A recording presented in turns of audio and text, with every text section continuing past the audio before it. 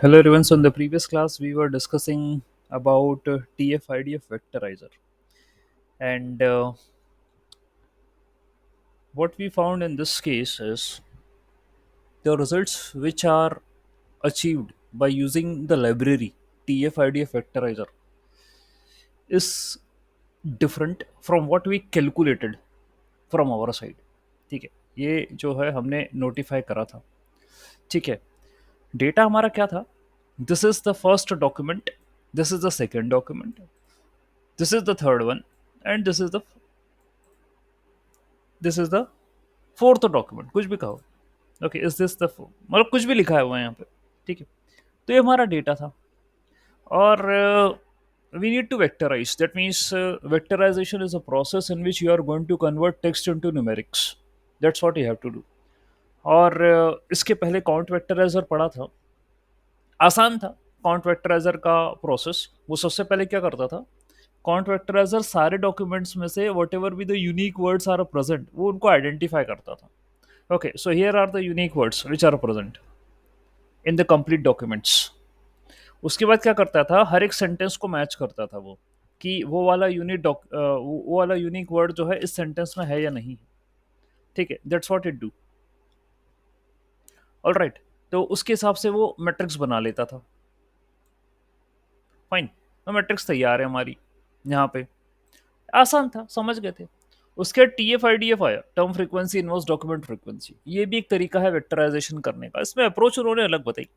और अप्रोच ये थी कि term frequency, that means document में, in a document, how many times that word is coming, that unique word is coming, that is called as a term frequency, multiplied by inverse document frequency.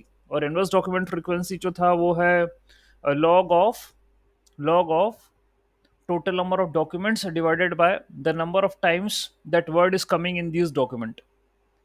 Okay, तो भाई सबसे पहले हम ये check कर रहे थे कि एंड की बात करी थी हमने. ओके, और हमने देखा कि एंड जो है पहले डॉक्यूमेंट में आया ही नहीं है, तो उसकी टर्म फ्रीक्वेंसी जीरो है. तो टर्म फ्रीक्वेंसी जीरो हो गई. देन नेक्स्ट उसको मल्टीप्लाई करना पड़ता था आईडीएफ से. तो जब यही जीरो हो गया तो आईडीएफ का तो कोई सेंस ही नहीं है, तो दैट्स इट, टू जीरो ही हो गया पूरा आंसर. उसके बाद फिर हम डॉक्यूमेंट पर आए थे. ओके, तो डॉक्यूमेंट जो है वो पहले वाले सेंटेंस के अंदर आ रहा है, वन टाइम आ रहा है. टोटल नंबर ऑफ वर्ड्स हैं 5. ठीक है, 1 2 3 4 5, 5 वर्ड्स आर देयर. और डॉक्यूमेंट आ रहा है यहाँ पे. So what we can do here is term frequency. That means document एक बार आ रहा है 1 divided by the total number of words which are present in the document, तो 1/5 मल्टीप्लाई बाय ये डॉक्यूमेंट जो है वर्ड कितने बार आ रहा है ओवरऑल में. ओके, ओवरऑल में. तो ऐसे अपने पास टोटल कितने डॉक्यूमेंट्स हैं? 1 2 3 4. तो हमने करा था 4/3. क्यों? क्योंकि इसमें नहीं आ रहा है डॉक्यूमेंट, बाकी तो सब में आ रहा है. ठीक है, इट्स कमिंग इन ऑल. ठीक है, तो भाई हमने करा था log to the base e 4/3. log to the base e होगा, और उसकी वैल्यू कुछ 1 पॉइंट ऐसे करके कुछ आती है. हाँ, 2 पॉइंट ऐसे करके कुछ आ रही थी. ठीक है, and then we have to multiply it by 1/5, that is 0.2. तो 0.2 को इससे कुछ मल्टीप्लाई करेंगे तो 0.04 करके हमको कुछ ऐसा आंसर मिलना चाहिए. इसका आंसर वॉज समथिंग डिफरेंट. अब इसका इंटरप्रिटेशन कुछ और होगा. मैं इसमें अब डेप्थ में नहीं जाना चाहता, टाइम वेस्ट नहीं करना चाहता. The formula which we know and the formula we have applied, we got the result that we are going to be mark as a correct. अब ये लाइब्रेरी है भाई, इसमें और क्या इसने इंटरप्रिटेशन करा है कि ये आंसर लेकर आया? आप में किसी ने रिसर्च करी है उस पर? Anyone did explore this thing कि TF-IDF फैक्टराइजर लाइब्रेरी में क्या कर रहा है वो, और अपार्ट फ्रॉम दैट तो खैर मैंने बता ही दिया कि क्या होता. यदि नहीं करा है आपने एक्सप्लोर तो एक बार थोड़ा सा फोकस करिएगा, ध्यान दीजिएगा, क्योंकि फॉर्मूला वही, कॉन्सेप्ट वही, और सोल्यूशन वही. यही होता है जो आपके सामने लिखा गया है. ठीक है, तो ये TF-IDF का कॉन्सेप्ट है. और क्या है कि जो मैं अपने मल्टीनोमियल ने बेस की यदि बात करूं, ठीक, तो उसमें या तो पहले आपको डेटा को काउंट वेक्टराइजर के थ्रू पास करके उसकी वेक्टर की मैट्रिक्स बनानी पड़ती है, या तो आप T F I D F का यूज करो, either of them you can use. तो ऊपर जो हमने ये कोड करा था जहां पर न्यूज का डेटा लिया था, we did this thing only. आपने अपने डेटा को ट्रेन टेस्ट स्प्लिट करा, फिर आपने अपने डेटा को वेक्टराइज करा, फिर आपने उसके अंदर मल्टीनोमियल नेबेस क्लासिफिकेशन एल्गोरिदम लगाई है, ठीक है, and that's what you get an accuracy S 82 in this particular case. ठीक है, ये टेक्स्ट क्लासिफिकेशन की मल्टीनोमियल एल्गोरिदम है, बड़ी इंपॉर्टेंट एल्गोरिदम है, इसी को अपन इतने समय से पढ़ते आ रहे हैं। Let me share the entire screen now. ठीक है, तो count vectorizer and T F I D F, kindly do not forget. Okay, so Gaussian ने बेस पढ़ी थी इसके पहले, जहां पर आपका डेटा न्यूमेरिकल के फॉर्मेट में होता है, खास करके यदि हम कहें तो it's like continuous numerical format आपका डेटा होता है, ठीक है। एंड यहाँ पर ने बेस में आप ये कह रहे हो कि टेक्स्ट के फॉर्मेट में होता है, ठीक है, फाइन, ये हम कहना चाह रहे हैं। पढ़े लिया, ये सारी बातें हो गई। ओके, एक कॉन्सेप्ट ने बेस में ये काउंट वेक्टराइजर और के बाद में बताना चाहता था वो था आपका लैपलेस स्मूथनिंग। इसके बारे में मुझे डिस्कशन करना था, ठीक है, तो बात करते हैं। देखिए, ट्रेनिंग डेटा में जो भी वर्ड्स आ गए, यूनिक वर्ड्स, उसको कंसिडर कर लिया गया, ठीक है, मॉडल उसके करस्पॉन्डिंग ट्रेन हो गया। टेस्टिंग डेटा में यदि कोई वर्ड ऐसा है जो कि ट्रेनिंग में नहीं आया, तो उसकी प्रोबेबिलिटी 0 मार्क होती है। ये प्रॉब्लम है मल्टीनोमियल की, ठीक है।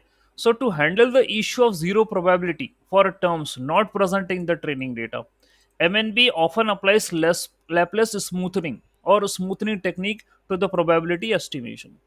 अब ये स्मूथनिंग क्या होती है भाई, क्या कहना चाह रहा है ये, चलो समझते हैं। ठीक, तो भाई smoothening is applied to handle the cases where certain feature do not appear in the training sample for a particular class. ठीक है, तो आपका 0 और 1 क्लास थी, जो भी हो, टेक्स्ट क्लासिफिकेशन कर रहे थे ना, ट्रू फॉल्स वट एवर। अब उसमें वो शब्द नहीं था, तो नहीं था, तो 0 प्रोबेबिलिटी हो गई उसके आने की। जब वो है ही नहीं तो मेरा मॉडल उस पर ट्रेन हुआ ही नहीं, तो उसका प्रिडिक्शन कहां से करेगा वो, 0 प्रोबेबिलिटी।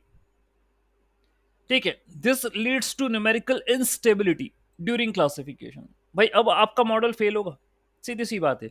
यहां भी ये न्यूज वाला ही डेटा मैंने देखा, आप एक्यूरेसी कितनी निकाल रहे हो, 82 83, ये तो कम एक्यूरेसी है। ठीक है, हमें तो टेक्स्ट में जो मॉडल्स हैं अपने करंट डीप लर्निंग वाले, ठीक है, वो तो 90 के ऊपर निकाल देते हैं एक्यूरेसी। तुम MNB में सिर्फ 82 83% की एक्यूरेसी निकाल पा रहे हो। चलो कोई बात नहीं। Smoothening priors denoted by alpha are added to the counts to the prevent zero probability. There are two kinds of smoothing technique. अब ये स्मूथनिंग करेगा, कुछ वैल्यू ऐड करेगा ताकि जीरो ना हो, मतलब इसको जीरो से ही तो बचाना है, रिजल्ट नहीं आना चाहिए ऐसा। तो भाई क्या हुआ, एक होती है लैपलेस स्मूथनिंग और एक होती है Lidstone smoothing. Adding one to make a count of one each feature in each feature, यानी भाई ये हर एक फीचर में +1 करके चल रहा है, ठीक है, तो लैपलेस हो गया। लिंडस्टोन में a generalization of Laplace smoothing where fractional alpha is added instead of 1। अच्छा, तो every feature for each class is added 1 so that they will not become 0, है ना, कम से कम 1 तो वैल्यू होगी, 0 नहीं होगी। फॉर्मूला क्या देना चाह रहा है, द प्रोबेबिलिटी थीटा के of a feature I appearing in a sample of class के। ठीक है, तो कोई एक डेटा ले लिया, ठीक है, इस डेटा के अंदर ये कोई क्लास है, any of the class you can consider, in a sample of class के थीटा इज द प्रोबेबिलिटी, मतलब किसी भी वर्ड के आने की प्रोबेबिलिटी, ठीक है, probability theta of feature I appearing, feature I appearing. ध्यान देना, फीचर आई, अब ये आई फीचर कैसे, क्या हो गया, ये व्हाट डज इट मीन, देखिएगा आप, आपने ये पढ़ा है, यहां कोड में भी समझने की कोशिश करना। इन्होंने इन्होंने ये डेट, इसको काउंट वेक्टराइजर करके डेटा बना दिया है 0 1 वाला, यानी every word is behaving as a feature, every word is behaving as a feature, ठीक है, ऐसा कुछ बना है डेटा, आप देखेंगे ये डेटा सेट बना है। अब वो टेक्स्ट वेक्स्ट भूल जाओ, आपने क्या प्रोसेस करी, वहां कोड में लिखा था पाइपलाइन, यानी आपने टेक्स्ट दिया एज एन इनपुट, तो टेक्स्ट को जब दिया तो भाई ये काउंट वेक्टराइजर से गुजरा, काउंट वेक्टराइजर ने इसकी मैट्रिक्स बना दी उठा के, और यही मैट्रिक्स आपने नेव बेस के अंदर, मल्टीनोमियल नेव बेस के अंदर दे दी क्लासिफिकेशन होने के लिए, ठीक है। सो ये है आपका मैट्रिक्स। तो अब इस मैट्रिक्स में क्या था, यूनिक वर्ड्स, है ना, ये देखो, ये यूनिक वर्ड्स की मैट्रिक्स थी वो, और वो बस काउंट कर रहा था कि एंड है या नहीं है मेरे डॉक्यूमेंट में, नहीं है तो 0, है तो 1, तो ये मैट्रिक्स बनी थी, एंड इसके इक्वल टू पे था टारगेट, वो क्लासिफिकेशन वाला, द टारगेट ऑफ प्रेजेंट, ठीक है, ऑलराइट। तो यहां पर क्या कहा उन्होंने नोट्स में, वो कह रहे हैं कि भाई कोई भी feature I appearing in a sample, sample में कोई भी वर्ड आ जाए, उसकी प्रोबेबिलिटी, ठीक है, for that particular class is estimated by N K plus alpha upon N K plus alpha summation के साथ।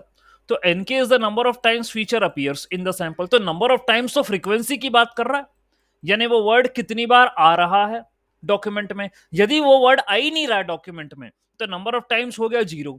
अब लेकिन उन्होंने एक होशियारी करी, उन्होंने अल्फा जोड़ दिया इसके साथ, तो अभी तक अपन टर्म फ्रीक्वेंसी तो निकाल ही रहे थे, है ना, we are calculating the term frequency, नहीं भी करो तो सुनो जरा, काउंट वेक्टराइजर में भी तुमने क्या करा था यहाँ, what you are doing, count vectorizer में आपने देखा एक वर्ड एंड मेरे पहले डॉक्यूमेंट में आ रहा है, नहीं आ रहा, 0, दूसरा वर्ड वो आ रहा है मेरे डॉक्यूमेंट में, आ रहा है, कितनी बार आ रहा है, 2 टाइम्स, तो एक काम करो, अब ये 0 टाइम आ रहा था, ये कोई बात नहीं, इसके साथ एक स्मूथनिंग फैक्टर जोड़ दो अल्फा, ठीक है, एक अल्फा जोड़ दो, तो इसको 1 कर दो आप। अब टेस्ट, ये तो ट्रेनिंग के साथ हुआ, टेस्टिंग के साथ भी मुझे लग रहा है यही खेल कर रहा है वो, क्योंकि सीधी सी बात है भैया, वो टेस्ट को भी, टेस्ट डेटा को भी वेक्टराइज करेगा, ये मत सोच लेना कि सर हमने ट्रेनिंग वाले डेटा को वेक्टराइज करके मल्टीनोमियल में दे दिया, अगली बार हम सीधा टेक्स्ट, वो वेक्टराइजेशन तो करेगा, जो प्रोसेस होती है टेस्ट वो तो कर, वही फॉलो अप करती है, ठीक है, उस स्थिति में भी वो आपके अनसीन डेटा को वेक्टराइज करेगा, ठीक है, उनकी भी मैट्रिक्स बनाएगा, और फिर वो देख लेगा कि व्हाट इज द प्रोबेबिलिटी कि ये वर्ड है तो ये किस क्लास में आना चाहिए, क्लासिफिकेशन कर रहे हो ना आप, तो कोई भी एक अनसीन डेटा आप लोगे उसकी भी बनेगी मैट्रिक्स, और यदि मान के चलो यहां पर कोई एक ऐसा वर्ड है, if there is any of the word present here which is not been available in the training, तो कोई बात नहीं, आपने स्मूथनिंग तो कर ही रखी, so you are going to add alpha to it, ठीक है, ये आप करोगे तो ये 0 नहीं होगा, ओके, 0 प्रोबेबिलिटी तो नहीं आएगी, बच गए। तो उन्होंने यहां पर क्या लिखा था, n प्लस किसी भी वर्ड के लिए n plus alpha upon summation of n plus alpha, ये करा, मतलब पूरे जो नंबर ऑफ वर्ड्स हैं उसमें से ये वाला वर्ड कितनी बार आ रहा है, तो ये वही हो गई ना, टर्म फ्रीक्वेंसी तो हो गई है, सीधी सी बात है। ठीक है, वरना तुम फॉर्मूला देख के आश्चर्यचकित हो जाओ, सर ये क्या बड़ी चीज लिखी गई है। देख लो, n plus alpha upon summation of n plus alpha, यानी कि क्या लिखा, n is the number of times feature appear in a sample of class K in the training and sum in the denominator of overall feature, यानी जितने feature है उनमें से ये भाई कितनी बार आ रहा था, तो ये वही है टर्म फ्रीक्वेंसी, बस अल्फा जोड़ दो इसमें ताकि ये जीरो ना हो। तो वो अपना एंड जीरो हो गया था वो पहला वाला, लेकिन बाकियों में एंड था, फिर कोई बात नहीं। तो अपन अब फॉर्मूले में अपडेट मारेंगे, स्मूथनिंग फैक्टर एक अल्फा जोड़ के चलेंगे ताकि मेरे को कोई भी आंसर जीरो ना मिले, कुछ ना कुछ तो उसकी वैल्यू होनी चाहिए। ठीक है, टेस्टिंग के साथ भी ये होगा, जीरो नहीं होगा, उसकी प्रोबेबिलिटी फिर जीरो नहीं आएगी। ये है आपका लेप्लेस स्मूथनिंग। और लिंडस्टोन में भाई वो कह रहा है कि 0 से 1 के बीच में ना करो, मतलब 0 से 1 के बीच में वैल्यू करो, 1 ना करो। ये उसका अनदर वर्जन है, it's generalization of Laplace smoothening, different version for that. ठीक है, बस इतना ही काम है और कुछ नहीं। तो मल्टीनोमियल हमारे लिए इजी एल्गोरिदम हो गई, फाइन। तो in context of naive based Laplace smoothening is applied to avoid the problem of zero probability, यानी कि वर्ड्स जो हैं क्लासिफिकेशन में यदि नहीं प्रेजेंट होते हैं, ठीक है, not present in the training but they appear in the testing, वहां पर आ गए तो उनको तो ये मेरा मॉडल पकड़ ही नहीं पाएगा, उसी प्रॉब्लम को समझा रहा है, तो ऐसे में आंसर आएगा जीरो। ठीक है, so this poses a problem because it leads to the entire posterior probability for the class becoming zero when multiplied to the probabilities of the naive Bayes classification। तो पोस्टीरियर प्रोबेबिलिटी पूरी zero कर देगा, क्यों, क्योंकि अपन पढ़ तो naive Bayes ही नहीं। और नेव बेस क्या होता है, probability of A by B is equal to probability of B by A, okay, into P A divided by P B. ये होती है अपना बेस थ्योरम, ये होती है अपनी पोस्टीरियर, ये होती है अपनी लाइकलीहुड, ये होती है अपनी प्रायर, और ये होता है अपना एविडेंस। इस तरीके से अपनी प्रोबेबिलिटीज मार्क होती हैं। ठीक है, ऑल राइट। तो भाई वो कह रहा है कि वर्ड ही नहीं आएगा तो प्रोबेबिलिटी जीरो हो जाएगी, उसमें क्या करना है। So Laplace smoothing address the issue by adding small value 1 to the count of each feature. ठीक है, हर एक वर्ड के ऑकरेंस में +1 कर दो, तो किसी का ऑकरेंस जीरो होगा तो वो +1 हो जाएगा, तो कम से कम उसको एक मान के तो चलेगा ही चलेगा वो। So this ensure no feature has zero probability. If it is not observe in the training then also it is having +1, नहीं भी होगा तो भी +1 होगा वो। तो by adding a small constant to the count Laplace smoothing redistribute the probability mass and provides a robust estimate. ठीक है, तो किसी को भी जीरो मत होने दो, ये फॉर्मूला जो ऊपर था भाई वो वही की वही है, अलग कुछ भी नहीं है। तो काउंट है, ठीक, फीचर कितनी बार आ रहा है, और ये अल्फा की वैल्यू है, +1 है, और टोटल नंबर ऑफ कितने फीचर है। तो it's a frequency of occurrence of a word in a document, add add alpha to the numerator also to the denominator also। ये काम करो आप। ठीक है, दिस इज द फॉर्मूला। ठीक है, तो कह रहा है भैया अल्फा न्यूमिनेटर में कर दो, अल्फा डिनोमिनेटर में कर दो, जो भी है भाई, जैसा भी कंसिडर करो, फॉर्मूला आपके सामने, कॉन्सेप्ट समझ में आना चाहिए था मेरे को जो हम करना चाह रहे हैं। So Laplace smoothing ensure no probability zero, बात खत्म हुई। Laplace smoothing is very effective technique to improve the robustness of the name-based classifier, especially when dealing with the sparse data। तो स्पार डेटा में जीरो ज्यादा होते हैं, और यदि ऐसा है कि आपके डेटा में जीरो ज्यादा है तो मैट्रिक्स जीरो जीरो से भरी पड़ी है, और वो तो फिर जब जीरो से ही भरी पड़ी तो क्लासिफिकेशन तो मतलब ऐसा है कि ऐसी मैट्रिक्स में, अब अपन ये वाली मैट्रिक्स देखें, लेट्स सी, ये वाली मैट्रिक्स देखो, तो आपको लग रहा है यहाँ पर जीरो ज्यादा है, जीरो और जो फिलिंग है मुझे लग रहा है 50-50% का रेशो है। मान लो ऐसा हो कि जीरो ज्यादा हो, तो ऐसे में मेरे को एक्यूरेसी नेव बेस की कम आएगी। ठीक है, तो उसके लिए आपको जो है लैप्लेस स्मूथनिंग यदि लगाओगे तो कोई भी जीरो नहीं होगा, एटलीस्ट 1 तो होगा ही होगा, +1 जीरो की जगह 1 हो जाएगा वो। ठीक है, then you will be safe by getting zero probability, from getting zero probability, बच गए अपन। ठीक है, तो स्मूथनिंग फैक्टर ऐड करेंगे। ठीक है भाई, कोई बात नहीं। काउंट वेक्टराइजर बता दिया क्या होता है।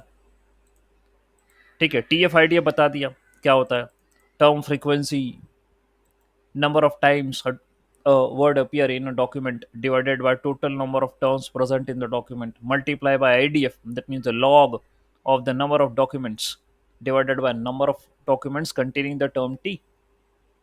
ठीक है, ये भी बता दिया, और दोनों का मल्टीप्लिकेशन है भैया TF IDF करके भी देख लिया। अब जो है आप के सामने वो लाइब्रेरी इंपोर्ट करी थी, उसका आंसर कुछ और आ रहा था, वो तो इसका इंटरनल कुछ मामला है। हमने तो जो फॉर्मूला पढ़ा है ये वैलिड फॉर्मूला है, इसी के हिसाब से न्यूमेरिकल सॉल्व होंगे। ठीक है, हायर होता है T F I D F are assign to the terms that are frequent in a document, तो ऐसा डॉक्यूमेंट, ऐसा ऐसा टर्म जो कि फ्रिक्वेंटली यूज हो रहा है तो उसको T F I D F score बड़ा होगा। ऐसा वर्ड जो कि फ्रिक्वेंटली यूज हो रहा है तो उसका T F I D F use होगा, but rare across the document indicating their importance in distinguishing the document from one to other. तो भाई इससे कई चीजें देखने में समझ में आ रही है। ऐसा हो सकता है कि जैसे मान के चलो आपके पास 5 डॉक्यूमेंट हो, डॉक्यूमेंट नंबर 1 के अंदर कोई वर्ड ऐसा है जो बहुत बार आ रहा है और ये वर्ड बाकी डॉक्यूमेंट पे कम आ रहा है। ठीक है, तो हम डॉक्यूमेंट्स को आपस में डिस्टिंग्विश करने में T F I D F का इस्तेमाल कर सकते हैं। पता चल जाएगा ना ये वर्ड इस डॉक्यूमेंट में ज्यादा आ रहा था, so obviously this is document number 1, word से पता चल जाएगा, and so on, that's what we can do. Okay, so indicating their importance in distinguishing the document from others in the corpus। ठीक है, तो वर्ड की इंपॉर्टेंस, डॉक्यूमेंट की importance जो T F I D F से पता चल जाएगी मेरे को। ठीक है, so it's one of the important technique in NLP, natural language processing.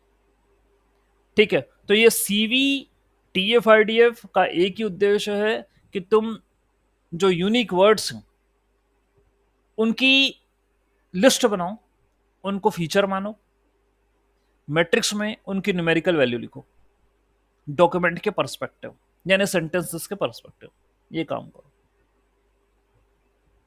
ठीक है, तो भाई मुझे लग रहा है आपका, आप जो देते हो ना पूरे एनएलपी का वो कॉलम टेक्स्ट, उसमें हर एक रो जो है, ठीक है, में से यूनिक वर्ड छाटे जाते हैं और ओवरऑल यूनिक वर्ड की एक पूरी लंबी चौड़ी, ठीक है, एक मैट्रिक्स बनती है कॉलम वाइज और उनकी एंट्री होती है न्यूमेरिकल कि डॉक्यूमेंट में कितनी बार आया। ये कॉन्सेप्ट है पूरा। ठीक है, अब भाई इनमें से अच्छा कौन या बुरा कौन, तो काउंट वेक्टराइजर बड़ा सिंपल है, देख भी लिया था, 0 1 0 1 से फिलिंग हो रही थी, ये तो बड़ा आसान हो गया था, काउंट वेक्टराइजर में कोई इशू नहीं, बस ये फ्रीक्वेंसी ऑफ द वर्ड निकालता था डॉक्यूमेंट में।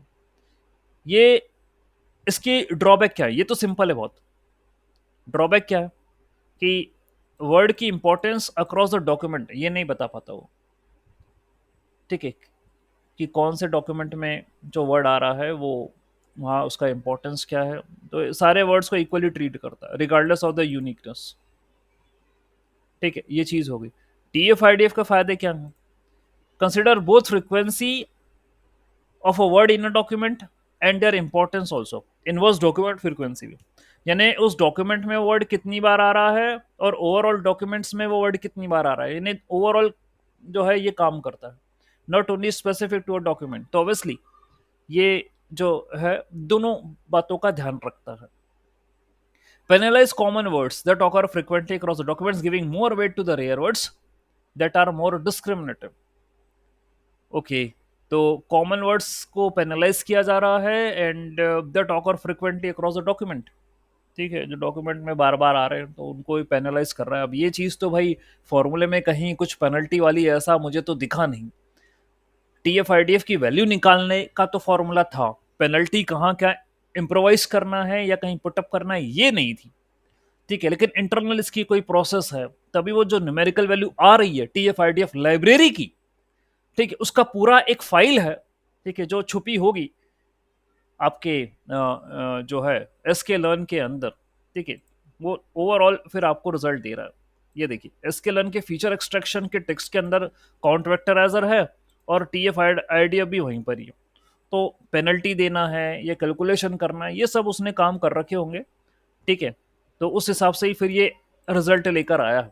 आप तो एक नॉर्मल फॉर्मूला लगा रहे हो आईडी, ठीक है, जो है वो मल्टीप्लाई कर रहे हो आप, ठीक है, term frequency and inverse document frequency ये कर रहे हो, तो जो है आपका हो नहीं पा रहा है। ठीक है, कोई बात नहीं, बट ओवरऑल इन्फॉर्मेशन तो उस फाइल में है, तो कोई इशू नहीं है। ठीक है। Can improve the performance of test classification by focusing on the most of the informative words। ठीक है, तो हम T F I D F का इस्तेमाल करते हैं इन जनरल टेक्स्ट क्लासिफिकेशन के लिए। पहले ये करो, फिर क्लासीफायर अल्गोरिदम लगाओ। तो चाहे आप लॉजिस्टिक लगा रहे हो, चाहे आप डिसेंट्री लगा रहे हो, चाहे कुछ भी लगा रहे हो, ठीक है, कोई इशू नहीं है, आप ये करिए एंड देन क्लासिफिकेशन अल्गोरिदम्स का इस्तेमाल करिए। ठीक है, ओके। तो ये बात हो गई है। ये काउंट वेक्टराइजर से कॉम्प्लेक्स है। ठीक है, may require tuning of parameters, हो सकता है। May not perform well if the data set is small and the data set length is highly variable. Data set छोटा होगा, वेरिएबल लेंथ का होगा, तो वहाँ इसकी इशू हो सकती है। कौन सा चूज करना है मेरे को? ठीक है, यदि मैं अपनी एल्गोरिदम का इस्तेमाल कर रहा हूँ, टेस्ट क्लासिफिकेशन करना है, तो मैं T F I D F लगाऊं या सी वी लगाऊं? आइदर ऑफ दम लगाना है, आइदर, दोनों लगा के नहीं बैठने का, आइदर ऑफ दम लगाना है। ठीक है। सो काउंट वेक्टराइजर की बात करें तो the relative importance of words across the document ये नहीं करता, सिंपल है, कंप्यूटेशनली एफिशिएंट है। ठीक है, तो ये आप, ठीक है, इन जनरल यूज कर सकते हो। लेकिन यदि आपको वर्ड्स की रिलेटिव इंपॉर्टेंस कैप्चर करना है कि वर्ड जो है डॉक्यूमेंट में कितनी बार आ रहा है और डॉक्यूमेंट्स में वो कितनी बार आ रहा है, तो भैया ये जानकारी आपको तो T F I D F देगा। ठीक है, लार्ज डेटा सेट के साथ काम कर रहे हो तो T F I D F लगाइए। टेक्स्ट क्लासिफिकेशन मॉडल बना रहे हो डिस्क्रिमिनेटिव फीचर्स के साथ, तो भी T F I D F लगाइए। थोड़ा सा कंप्यूटेशनल रिसोर्सेज ज़्यादा लगते हैं, कोई इशू नहीं है भाई, हमारे पास अभी इतने तो हैं कि काम कर सकते हैं। और कोई हाई लेवल की मैथ्स नहीं लग रही है यहाँ पर कि कंप्यूटेशनल रिसोर्सेज ज़्यादा डिमांड कर लिए, कोई जीपीयू नहीं लगेंगे यहाँ पर, सीपीयू से काम हो जाएगा, और कर भी रहे थे अभी तक तो। ठीक है, तो भाई मैं तो सजेस्ट करूंगा T F I D F का इस्तेमाल करें आप।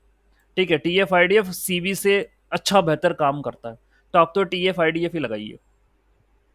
ठीक है, और ये कोड आपके सामने दिखने के लिए तो बहुत छोटा कोड है, लेकिन आप जो बड़े बड़े प्रोजेक्ट्स बनाते हो एनएलपी के, ठीक है, तो उसमें डेटा प्री प्रोसेसिंग जो आप पूरी करते हो, डेटा क्लीनिंग आप पूरी करते हो, एंड आफ्टर दैट ऑब्वियसली जब आप उस स्टेज में आ जाते हो कि आपके पास क्लीन्ड डेटा है और टारगेट है, एंड ये देन यू कैन यूज, ठीक, the T F I D F vectorization technique.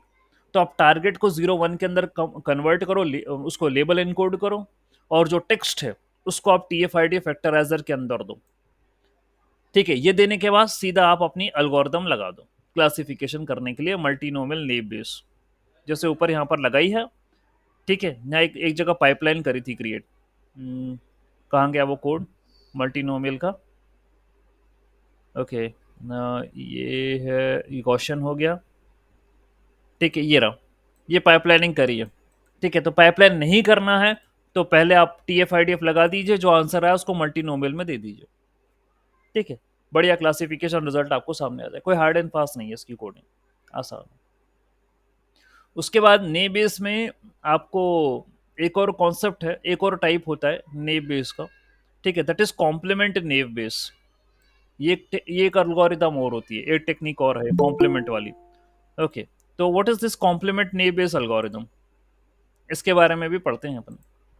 Complementary naive-Bayes algorithm is an adaptation of standard naive-Bayes algorithm, specially designed to address the issue of imbalanced data।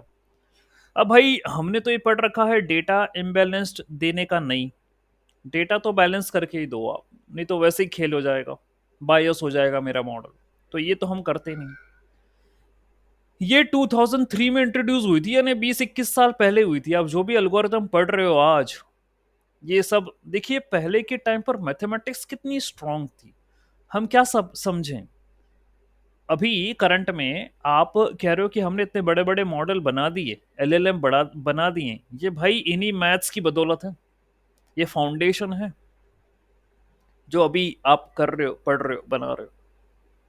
ठीक है, तो computational capacity आपकी बड़ी, resources आपके बड़े, but still the kind of data is increasing and you are doing the maths over it. ठीक, तो भाई 2003 में ये अल्गोरिदम आई, मॉडिफिकेशन था मल्टीनोमियल का। ओके, तो भाई क्या करा कॉम्प्लीमेंट ने बेस के अंदर, चलो देखते हैं। ये मल्टीनोमियल ने बेस के ही सिमिलर एल्गोरिदम है, टेक्स्ट क्लासिफिकेशन के लिए ही है, ठीक है, जो कि टीएफ आईडीएफ का इस्तेमाल करती है। तो मल्टीनोमियल भी करती है, टेक्स्ट क्लासिफिकेशन है, सब कुछ है, कोई बात नहीं। कॉम्प्लीमेंट क्लास मॉडल, ये नाम कॉम्प्लीमेंट क्या है भाई, ये तो थोड़ा समझना पड़ेगा, कॉम्प्लीमेंट क्या होता है। तो कॉम्प्लीमेंट तो मुझे लगता है उल्टा होता है शायद, जीरो का वन, वन का जीरो, इसी को कहते हैं कॉम्प्लीमेंट। चलो देखते हैं। In CNB, instead of modeling the probability of each class independently, it models the complement of the class. This means it models the distribution of feature in the complementary class for each class. For example, if class A has a higher frequency of word cat, the complement class of A would have a lower frequency of cat. अच्छा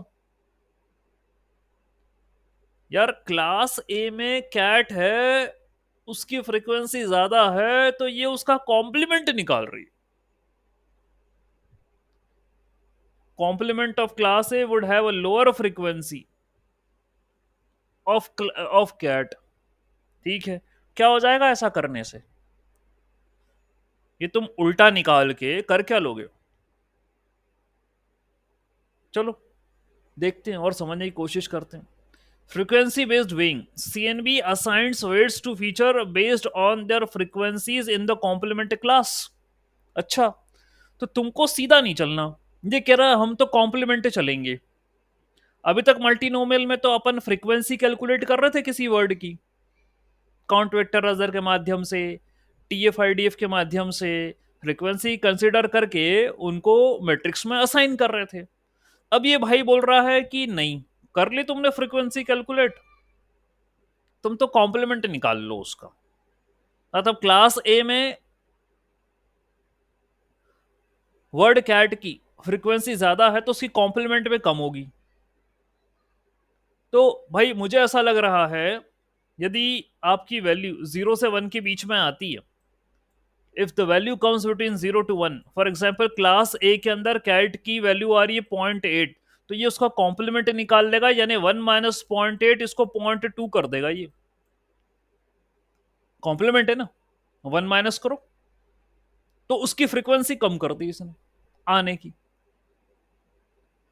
तो ये कहीं ऐसा तो नहीं मान रहा कि कोई शब्द किसी डॉक्यूमेंट में ज्यादा बार आता है तो मेरा डॉक्यूमेंट बायस्ड है, यही मान के चल रहा मेरे को लग रहा। If any of the word which is appearing more in any of in a document, then it is assuming that कि भैया वो वर्ड का डिस्ट्रीब्यूशन बराबर नहीं है डॉक्यूमेंट में। मतलब कुछ ऐसा है, कुछ ऐसा कर रहा है। फॉर एग्जाम्पल, यदि आपने डिस्ट्रीब्यूशन टेबल बनाई, ये मैट्रिक्स बनाई, कोई एक वर्ड है वो 10 टाइम्स आ रहा है, कोई एक वर्ड है जो आ ही नहीं रहा है, कोई एक वर्ड है जो 1 टाइम आ रहा है, 1 टाइम आ रहा है, 0 टाइम आ रहा है, तो ये समझ रहा है कि भैया ये शब्द 10 बार आ रहा है, तो यानी कि यार बाइसिंग हो गई मेरी। तो यदि सारे वर्ड एक जैसे आते तो सब कुछ ठीक था, यदि सभी वर्ड्स लेकिन रियलिटी में तो भाई ये हो नहीं सकता, मेरे को तो नहीं लगता। कोई भी सेंटेंस बनाते हो, हमारा ये थोड़ी ना उद्देश्य होता है कि सारे वर्डों को बराबरी से यूज करें। हम तो मीनिंगफुल और सिंथेटिकली करेक्ट करेक्ट वर्ड बनाते हैं, सेंटेंस बनाते हैं, ये थोड़ी ना कि सबको एक ही बराबर आए। ठीक है, और जितने भी यूनिक वर्ड्स हैं, तो आपके जो भी यूनिक वर्ड्स आपने निकाले थे भैया वो हैं यहाँ पे, ठीक है, दे आर प्रेजेंट हियर, देख लिया हमने ऊपर। ठीक है, ये यूनिक वर्ड्स थे डॉक्यूमेंट्स में, और जितनी बार जो आ रहा था उतनी बार लिख दिया। अब ये कह रहा है कि भाई जो ज्यादा बार आया है उसका कॉम्प्लीमेंट निकालो तुम, क्योंकि क्योंकि वो ज्यादा बार आया था, तो उसको ये मान के चल रहा है कि ये बाइसिंग देगा मेरे मॉडल में, ये अनबैलेंस्ड बैलेंसिंग कर रहा है मेरे मॉडल में।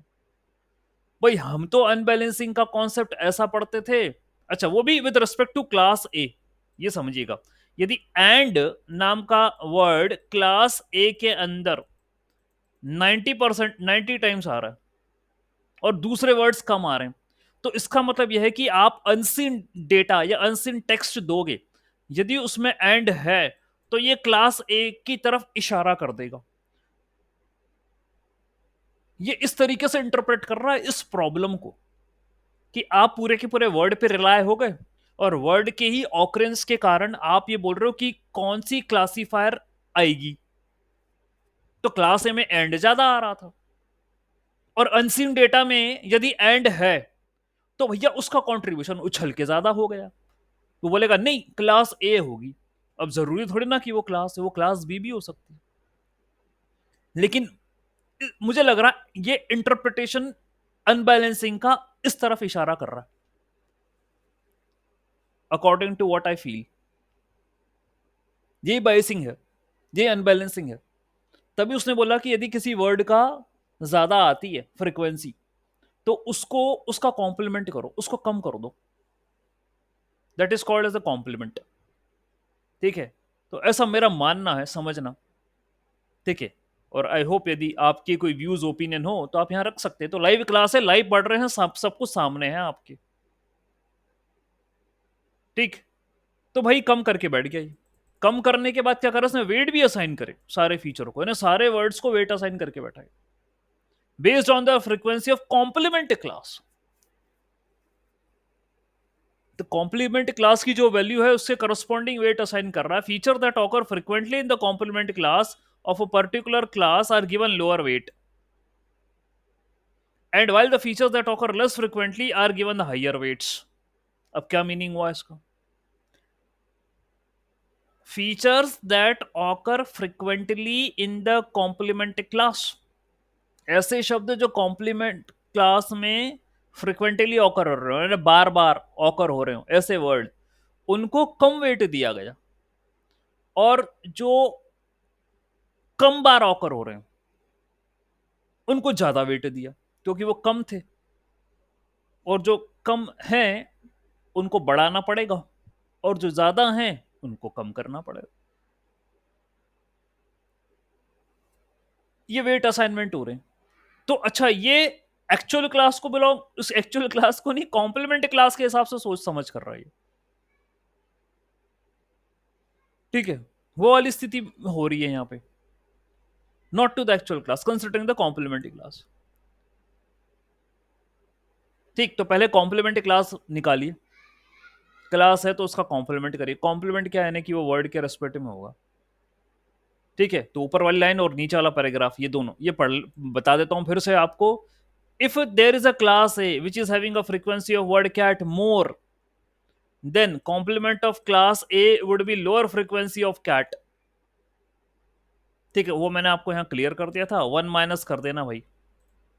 ठीक है, यदि कैट की 0.8 थी ए में, तो उसके कॉम्प्लीमेंट क्लास में, that means A dash will be considered as a complement class of class A. यहाँ पर कैट की फ्रीक्वेंसी 0.2 हो जाएगी। और फिर वो कह रहा है कि ऐसे शब्द जिनकी फ्रीक्वेंसी ऑफ ऑकरेंस कम है, मतलब जिनका, ठीक है, उनका वेट ज्यादा रखियो। और जिनकी जिनकी ज्यादा है, ज्यादा कैसे हो जाएगी? ऑब्वियसली बात है, कॉम्प्लीमेंट है ना। अब ऐसे शब्द जो ए में कम आ रहे हैं, जिनकी फ्रीक्वेंसी कम है ए में, ए कॉम्प्लीमेंट में वो बढ़ जाएंगे, है ना। ए कॉम्प्लीमेंट में बढ़ जाएंगे। जैसे डॉग है, यदि वो कम बार आ रहा है तो ए कॉम्प्लीमेंट में, मतलब ए में कम बार आ रहा है डॉग, तो ए कॉम्प्लीमेंट में तो ज्यादा बार आएगा ना भाई वो। ठीक है, तो उसका वेट कम असाइन कर दो। तो यार ये काम तो तू वहीं कर देता ए में, कि जिसकी फ्रीक्वेंसी ज्यादा थी वहीं पर ही वेट कम कर देता, और जिसकी कम थी वहीं पर ही वेट वेट बढ़ा देता। तो कॉम्प्लीमेंट निकाल के वेट कम ज्यादा करने का क्या मतलब है? ठीक है, हो सकता है 2003 के अंदर कुछ उन्होंने दिमाग लगाया हो इस प्रकार का, हो सकता है। बहुत सोचते हैं लोग, समझते हैं। ठीक है, बबन सर आपका क्या ओपिनियन है?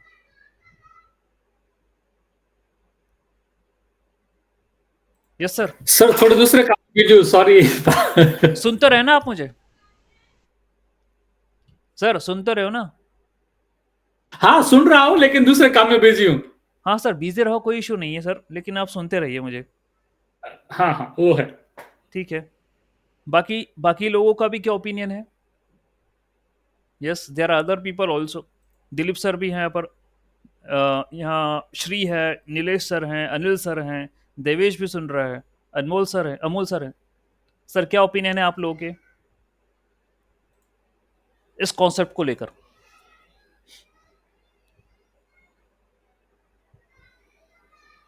Yes, anything? मुझे तो यहाँ ये फील हुआ कि भाई क्लास ए का कॉम्प्लीमेंट वो इसलिए ले रहा है क्योंकि जो वर्ड की फ्रीक्वेंसी ज्यादा है वो बाइसिंग कर देगी और किसी एक पर्टिकुलर क्लास की तरफ उसका झुकाव ज्यादा होगा, तो हम उसको कॉम्प्लीमेंट क्लास में कम फ्रीक्वेंसी पर लेकर आ रहे हैं। हाँ, उसको बड़े वेट से मल्टीप्लाई जरूर करेंगे, ये कॉन्सेप्ट है। ठीक है, फिर क्या करा इसने, CNB uses weighted features to calculate the class probabilities using naive Bayes formula and calculate the, फिर बेस थ्योरम लगा देगा वो बाद में जाकर। ये जो वेटेड फीचर्स आए ना उसके ऊपर वो बेस थ्योरम लगा देगा। तो भैया क्या हो गया, बैलेंसिंग इफेक्ट हो गया, ऐसे कह रहा बैलेंस हो गई सारी बातें। By modelling the complement class CNB effectively balances the contribution of each class to the classification decision making it more robust. ठीक है भैया, मान लेते हैं आपकी बात, आपका लॉजिक तो हमें कुछ समझ में आ गया कि कॉम्प्लीमेंट्री क्लास करके कर क्या रहे हो, यानी इसने एक्चुअल क्लास पे बेस थ्योरम नहीं लगाई, इसने कॉम्प्लीमेंट्री क्लास पे बेस थ्योरम लगा दी। ओके, विद मल्टीप्लीकेशन, यानी एक्चुअल क्लास को छेड़छाड़ नहीं करना चाह रहा था, कॉम्प्लीमेंट क्लास बना के और उनमें जो भी फीचर्स है वेट से मल्टीप्लाई करके फिर उसके ऊपर नेब बेस थ्योरम लगा रहा है। और ये बोल रहा है कि भाई मैंने सब हिसाब किताब बराबर कर दिया, जो कम था ज्यादा था ये था वो था, भाई ये जिनकी फ्रीक्वेंसी कम थी उनको ज्यादा वेट से मल्टीप्लाई करा, जिनकी फ्रीक्वेंसी ज्यादा थी उनको कम वेट से मल्टीप्लाई करा, तो भैया मैंने सबका हिसाब बराबर कर दिया और बेस थ्योरम लगा दी, जो कि मल्टीनोमियल में नहीं थी। यस सर, बट उसका प्रैक्टिकल यूज क्या है उसमें? सर, प्रैक्टिकल यदि आपके पास अनबैलेंस्ड डेटा हो तो सर हम जो है कॉम्प्लीमेंट नेब बेस का इस्तेमाल कर सकते हैं, ये प्रैक्टिकल यूज है। और मैं आपको प्रैक्टिकली ये कोड भी बता देता हूँ, ये रहा मेरे पास code. Okay, so here is the code complement naive Bayes, ये देख लीजिए सर, ये है practical. This is complement naive Bayes algorithm I am having. ठीक है, अब मैं मल्टीनोमल नहीं लगा रहा हूँ, डेटा मेरा वही है न्यूज वाला। ओके, मैंने इसी डेटा पर मल्टीनोमियल लगाई थी, अब इसी डेटा पर कॉम्प्लीमेंट नेब बेस लगा रहा हूं। ठीक है सर, अब देख लीजिए क्या हुआ, वही मैंने TF-IDF लगाया, फिर कॉम्प्लीमेंट नेब बेस लगाया, एक्यूरेसी 90% आ गई सर। जब मैं मल्टीनोमियल लगा रहा था तब एक्यूरेसी 82 थी, और कॉम्प्लीमेंट नेब बेस लगाने के बाद एक्यूरेसी 90% हो गई, यानी it is an advance version of multinomial नेब बेस। अच्छा, हम इन बातों पे इन एल्गोरिथम को इग्नोर करते हैं, हम मल्टीनोमियल ही लगाते हैं बस, ये नहीं लगाते।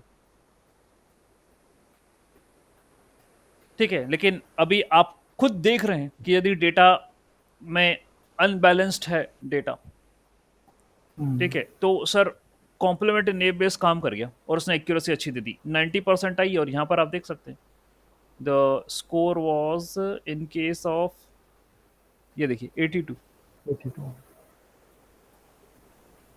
है ना सर। यदि डेटा इम्बैलेंस हो तो फिर कॉम्प्लीमेंट नेब बेस का इस्तेमाल करें आप। कोड वही है, सिर्फ मैंने कॉम्प्लीमेंट NB को इंपोर्ट करा है नेब बेस से, और इसीलिए आया था 2003 में। ये रिसर्च इसलिए हुई थी कि इस प्रॉब्लम को हम कैसे मैनेज करेंगे। ओके, ठीक है सर, तो ये प्रैक्टिकल हुआ। उसके बाद अगली थ्योरम है बर्नौली, एक थ्योरम और होती है अपनी बर्नौली, इसके बारे में भी चर्चा कर लेते हैं। तो बर्नौली जो है ये भी नेब बेस का एक और वेरिएंट है। इतने सारे अपन नेब बेस के वेरिएंट ही पढ़ रहे हैं, सिमिलर टू मल्टीनोमियल नेब बेस, ये भी उसी की तरह होती है। तो कॉम्प्लीमेंट नेब बेस भी मल्टीनोमियल की तरह, बर्नौली नेब बेस भी मल्टीनोमियल की तरह। ये बाइनरी क्लासिफिकेशन के लिए हो रहा है, for specially for binary feature vectors, binary feature vector, यानी it is commonly used for text classification where the feature represents whether or not in a term occurs in a document, binary presence or absence, यानी कोई भी term document में है या नहीं है, यानी ये बाइनरी फीचर बनाना। तो यार ये तो काउंट वेक्टराइजर का भाई है, लेकिन काउंट वेक्टराइजर में 0 1 इसलिए आ रहे हैं क्योंकि वो डॉक्यूमेंट में one time repeat, one time उनकी फ्रीक्वेंसी तो वन टाइम आ रहे हैं। यदि ज्यादा बार आ गए वो तो 2 3 4 5 हो जाएंगे। यहां ये कह रहा है, अब बड़े ध्यान से समझिएगा, बर्नौली ने बेस का मतलब ये नहीं बाइनरी क्लासिफिकेशन, नो। इसका मतलब ये है it is designed for binary feature vectors. यानी कोई भी वर्ड किसी डॉक्यूमेंट में है तो 1 और नहीं है तो 0। यहाँ फ्रीक्वेंसी काउंट नहीं हो रही कि वो कितनी बार है। ध्यान देना मेरे शब्दों को, मुझे पता है दिन भर काम करा है आप लोगों ने, ठीक है, आप व्यस्त हैं, ठीक है, ये समय ऐसा है, लेकिन हो सकता है कि मैं ऐसे कंटिन्यूसली बोल रहा हूँ, आप लोग को थोड़ा सा टायर्ड या स्लीपी फील हो रहा हो, पता नहीं मुझे, ठीक है, लेकिन इन इन बातों में भी कुछ ऐसे वर्ड्स निकल रहे हैं यहाँ समझाने में कि भाई मिस ना करिए आप, वरना गलत हो जाएगा पूरा कॉन्सेप्ट। मल्टीनोमियल में और कॉम्प्लीमेंट मल्टीनोमियल में हमने TF-IDF और काउंट वेक्टराइजर का इस्तेमाल करा, वहां फ्रीक्वेंसी ऑफ वर्ड्स काउंट हो रहे थे। बर्नौली में भाई, बर्नौली भी मल्टीनोमियल की ही तरह है, ये उसी उसी का आगे एक्सटेंशन है, लेकिन इसमें ये एक बात कह रहा है कि specially designed for binary feature vector. तो फीचर वेक्टर तो वहां भी बनाते थे लेकिन फ्रीक्वेंसी के रेस्पेक्ट में। यहां ये कह रहा है फीचर वेक्टर बनाओ लेकिन बाइनरी, यानी कि it's commonly used in text classification, yes, task where feature represents whether or not a term present in document. यानी वो टर्म, वो शब्द डॉक्यूमेंट में है या नहीं है, फीचर वेक्टर इस चीज का बनेगा। अब जैसे कि यहां देखिए, आपने काउंट वेक्टराइजर करा था, ठीक है, ये काउंट वेक्टराइजर में आप ये देख रहे थे कि एंड डॉक्यूमेंट में है या नहीं, नहीं था, 0। ये वर्ड फर्स्ट, ये डॉक्यूमेंट में है या नहीं, यदि है तो कितनी बार है, इसकी एंट्री कर रहे हो तुम, कितनी बार है इसकी एंट्री। बर्नौली ये काम नहीं करता। बर्नौली कहता है कि ये वर्ड डॉक्यूमेंट में है या नहीं, यदि है तो 1, भले ही 50 बार हो, मेरे को उससे कोई लेना नहीं। If it is present 1, if it is not present 0। So it will create a feature vector या matrix of only 0 and 1। That's what it's going to do।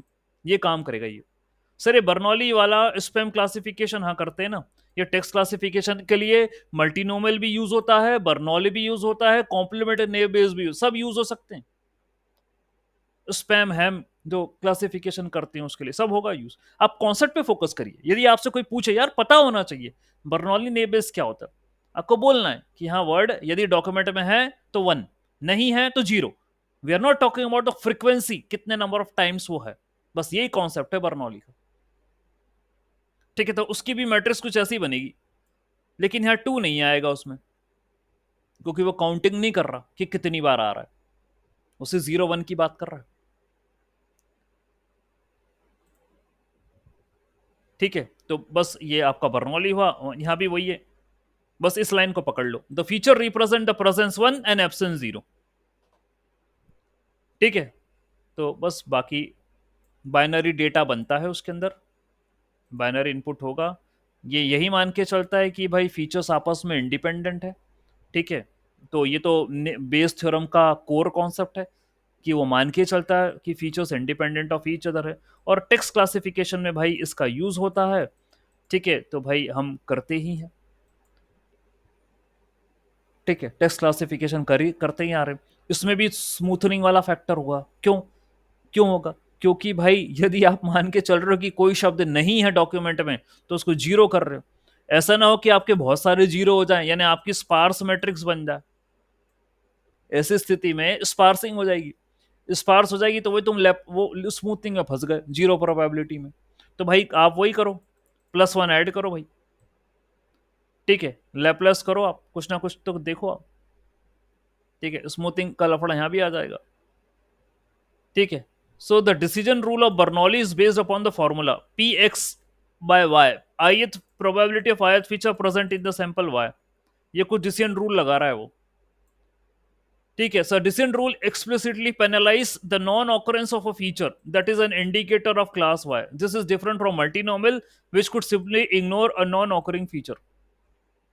ये कुछ डिसीजन रूल है यहाँ पर जो बर्नौली में लग रहा है, एडिशनली बात हो रही है, देखते हैं। तो फीचर रिप्रेजेंटेशन तक तो आप समझ पाए हैं कि samples are represented as binary value if the input data is not binary. A Bernoulli instance may binarize it with a binarized parameter. तो भाई डेटा का डिस्ट्रीब्यूशन वो मैट्रिक्स फॉर्मेट में कैसे बनाना है ये तो बता दिया मैंने आपको, 0 1 वाला। ठीक है, वो बात क्लियर है। यहां एक चीज और लगती है, डिसीजन रूल। ये कह रहा है so the decision rule of Bernoulli is based upon the formula P X I by Y, यानी वही कंडीशनल प्रोबेबिलिटी कि ये वर्ड एक्स आई क्या होगा, वर्ड होगा, वाई क्या होगा, टारगेट होगा। ठीक है, yes no true false spam ham. ith feature is present in the sample, that means probability that कि वो वर्ड सैंपल में हो with respect to this target. और क्या होगा, the decision rule exclusive penalise for non occurrence, यदि कोई भी वर्ड उस सैंपल में नहीं है जिसका टारगेट स्पैम है तो भैया पेनल्टी लगेगी। वहां स्मूथनिंग में तुम +1 ऐड करते थे, यहां पेनल्टी मारेगा ये। समझे बात को मैं क्या कहना चाह रहा हूं? देखिए वहां पर आपने क्या फंडा अपनाया था लैपलेस में, आपने कहा था कि देखो भाई क्या होता है, जीरो प्रोबेबिलिटी वाला फंडा होता है। यदि कोई भी शब्द ट्रेनिंग में तो था लेकिन टेस्टिंग में नहीं था, जब मॉडल को टेस्ट तो आंसर आता था 0। तो हमने स्मूथनिंग करी, यानी हमने अल्फा पैरामीटर ऐड करा, ठीक है, ताकि वो 0 ना हो, ट्रेनिंग वाला ना टेस्टिंग वाला, कोई भी 0 ना हो, कम से कम कुछ तो आंसर पटक ही दे। यहां इन्होंने कॉन्सेप्ट अलग बनाया, यहां इन्होंने बनाया probability of X I by Y, यानी ये कह रहे हैं कि आउटपुट यदि मेरा आउटपुट स्पैम है और कोई भी वर्ड उस सैंपल में, ठीक है, इस सैंपल में मौजूद है और वो स्पैम को सिग्निफाई कर रहा है तो ठीक है। यदि वो वर्ड सैंपल में नहीं है तो भाई आपको पेनल्टी लगानी पड़ेगी, penalise it, give a penalty. ये वर्ड देखो, the decision rule explicitly penalise the non occurrence of a feature. Non occurrence, किसी भी शब्द का ऑकर ना होना इन दैट पर्टिकुलर क्लास, यानी स्पैम क्लास में वो वर्ड है ही नहीं तो लगाओ पेनल्टी। मल्टीनोमल में ये नहीं होता था, मल्टीनोमल में +1 करते थे, वो अल्फा अल्फा स्मूथनिंग था। ये है बर्नौली का कॉन्सेप्ट। तो ये कहता है कि भैया डॉक्यूमेंट को, टेक्स्ट को, फीचर्स को 0 1 में कन्वर्ट करो और जो नहीं है उस पर पेनल्टी ठोको, ऐसी वाली। बाकी तो टेक्स्ट क्लासिफिकेशन जैसा होता था वैसे ही होता है। In text classification word occurrence vectors जो कि बाइनरी हैं उनका यूज करेंगे, ट्रेन करेंगे और क्लासिफिकेशन, दैट्स इट। बर्नौली का भी कोड है, आई गेस होना ही चाहिए, मैंने बना रखे हैं सारे कोड। तो बर्नौली, ठीक, ये रहा बर्नौली नेम बेस। ठीक है, ये भी न्यूज डेटा पे ही लगाया बर्नौली भी, और देखो एक्यूरेसी कितनी पिट गई, 64%। यानी Bernoulli is not been convenient for that. ठीक है, बर्नौली नहीं, तो ये पता ही नहीं होता ना लोगों को कि कौन सी एल्गोरिदम लगाने का मेरे को। ठीक है, मेरे को टेक्स्ट क्लासिफिकेशन करना है तो हम दूसरी तो लगाते हैं, लॉजिस्टिक भी लगाते हैं, डिसेंट्री भी लगाते हैं, रैंडम फॉरेस्ट भी लगाते हैं, सपोर्ट वेक्टर मशीन भी लगाते हैं, सब लगाते हैं। और अब तो आज मतलब पता चली गया आपको कि टेक्स्ट क्लासिफिकेशन मल्टीनोमियल लगती है, तो वो भी लगाओगे मल्टीनोमियल।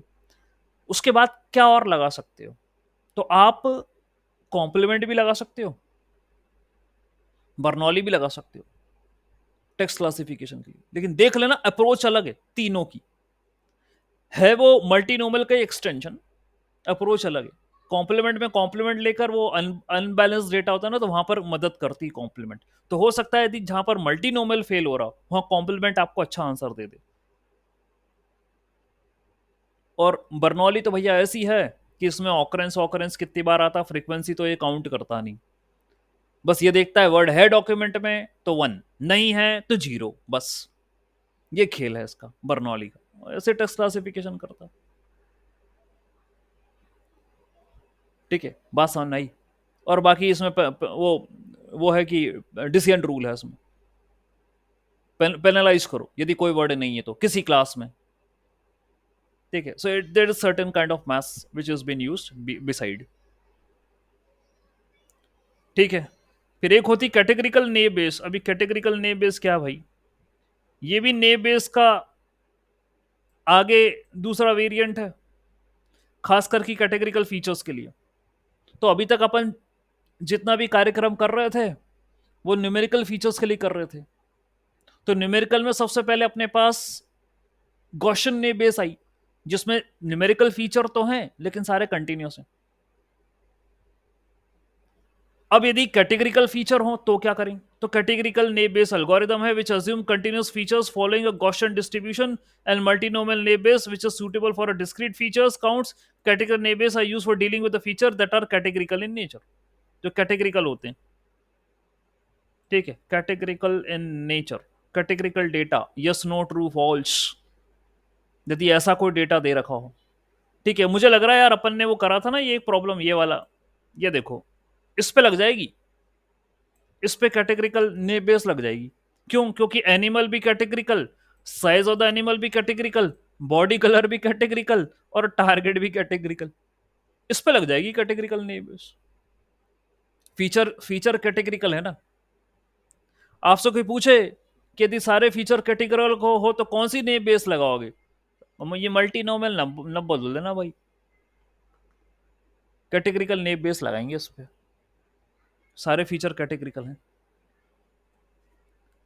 ठीक है। तो भाई ये बात हो गई, ऑलराइट। कैटेगरिकल नेम बेस लगाओ और काम वो वैसे ही करती है जैसे होता है काम,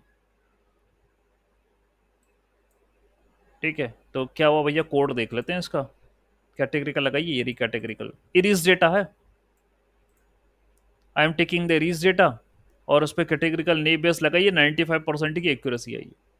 मतलब अब इरीज का डेटा तो गॉसियन वाला ही होता है, वो तो सॉरी गॉसियन क्या, इसके जो फीचर्स होते हैं वो जो है न्यूमेरिकल होते हैं और उसमें कंटिन्यूस वैल्यू होती है, ठीक है। बट कैटेगरिकल नेम बेस इसके ऊपर एप्लीकेबल है, इट कैन डू। यदि आपके फीचर्स भी कैटेगरिकल हो तो भी लगा दो, और जहाँ न्यूमेरिकल आ रहा है, न्यूमेरिकल फीचर्स हो तो वहां पर भी कैटेगरिकल नेम बेस लगा दो आप, तो कर भी रहा है, 95% एक्यूरेसी दे रहे हैं यहाँ पे, ठीक, इतनी बात है। बाकी तो यार थोड़ी बहुत छोटी मोटी थ्योरी है तो इसका तो पढ़ लोगे, कोई इशू नहीं है। एक आखिरी होती है आउट ऑफ द कोर। तो आउट ऑफ द कोर ये टेक्निक होती है मशीन लर्निंग मॉडल्स की on the data sets that are too large to fit in memory, बहुत बड़ा डेटा तो एक साथ ट्रेनिंग के लिए देने में कॉम्प्लिकेटेड है। यदि एक साथ ट्रेनिंग पे दोगे इतना बड़ा डेटा तो इशू आता है, बहुत टाइम लगाएगा मॉडल सॉल्व होने में, खास करके सपोर्ट वेक्टर मशीन तो दिन रात लगा देगा वो। तो naive based algorithm are particularly well suited to this kind of approach, relatively low memory requirements है इसके अंदर, ठीक है। And we can do the incremental training also, ये भी कर सकते हैं अपन, ठीक है। तो भाई मैंने आपको पहले ही बोल चुका हूं कि out of the core learning है ने बेस में, यहां ज्यादा टाइम नहीं लगता, प्रोबेबिलिटी वाली एल्गोरिदम है, निकाल निकुल के दे देगी।